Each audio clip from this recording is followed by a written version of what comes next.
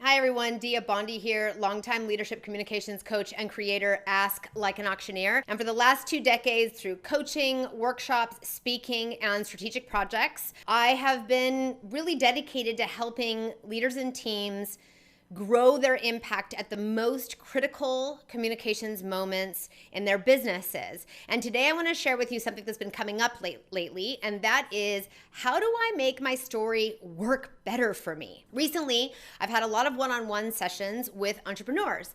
That's not different for me. I always work with entrepreneurs, but it seems like it's been a little bit, there's been a density here, and this topic keeps coming up. Many of the entrepreneurs I've been working with lately are feeling a little bit like they're drowning in all of the different stories they're supposed to be keeping track of about what they do, how they do it, and why they're doing it in the world, depending on what audience they're talking to. So they come to me wanting to help figuring out what their 7 stories are. I need a story for my press. I need a story for my suppliers. What story do I tell when I talk to investors? I got to get my story straight about when I stand on stages for my industry events. I need to get my story organized for when I'm talking about product. I've got to get my story straight. I mean, it just goes on and on and on. And pretty soon, they've got 17,000 stories they feel like they have to keep track of. And my answer to the question, what should they do and how do they get organized, is to not do this and instead use a model that looks a little bit more like this.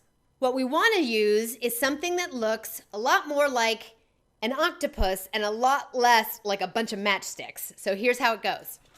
You're going to have one story, which is what you do, why you do it, and how you do it. And then you're going to ask yourself, before you go talk about it directly to any one audience, you're going to use this little phrase to trigger how you're going to talk about it exactly. And that little phrase is, what this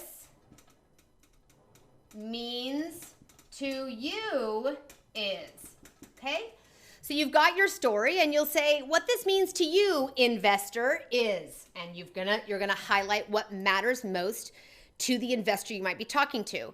Here's my story, industry conference, and what this really means to you is, fill in the blank. You're going to be drawing on examples, data points, anecdotal stories to highlight what you're doing, why you're doing it, and how you're doing it in the world matters to your industry peers. Maybe you're out talking to a potential partner. You're going to tell your story and you're just going to ask yourself, how do I talk about this so it matters to my audience? Well, you're just going to trigger the question, what this means to you is, and then answer it.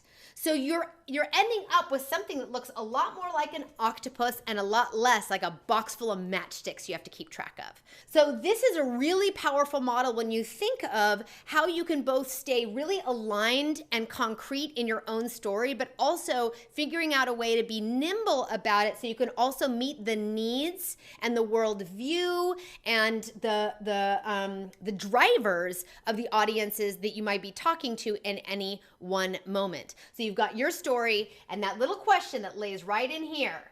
What this means to you is, and then fill in the blank.